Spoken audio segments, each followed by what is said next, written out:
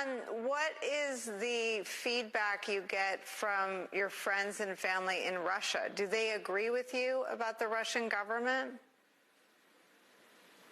Most of them, yes.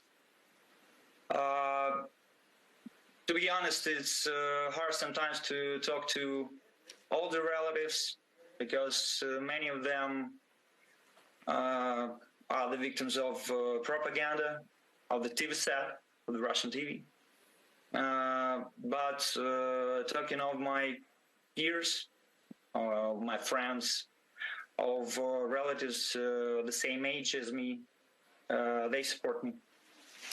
Ivan, are you allowed to go to Russia? No, I'm not. No, I'm not. I'm gonna go to jail if I go back. But you risk jail and you risk your life to tell the truth and to stand with Ukraine. Why? I always been deeply connected with Ukraine. My grandfather is Ukrainian, and he showed me Ukrainian alphabet, and he told me how to read Ukrainian. As well, I grew up right by the Ukrainian border in a small city called Belgorod, which is just 80 kilometers away from Kharkiv, the second largest Ukrainian city.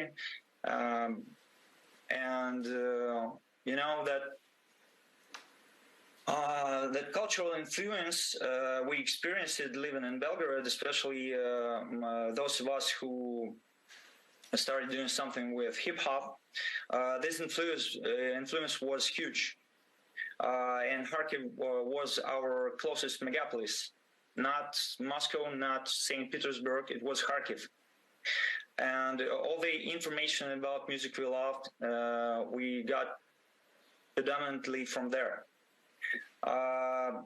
Belgorod is quite a small city, as I said, so all the hip-hop festivals, all the b-boy contests, all the stuff like that, it all happened in Kharkiv. And we all dreamed to go there to perform, to show ourselves. It was absolutely impossible to believe that one day we're going to be like enemies. Yeah, I mean, Igor, this is something I think you've tried to explain to us here, that there are family ties, there are cultural ties, there are geographical ties, there are artistic ties, there are musical ties, and now there are two countries with so many ties at war with each other. How do you make sense of that, Igor?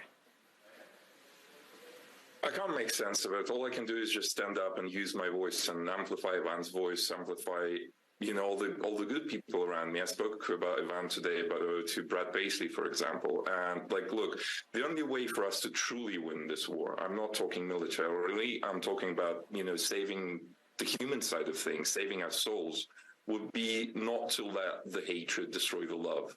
And that's why Ivan is not my enemy. He'll never be my enemy. He'll be my ally, my friend, and we'll fight for him as hard as I fight for the Ukrainians.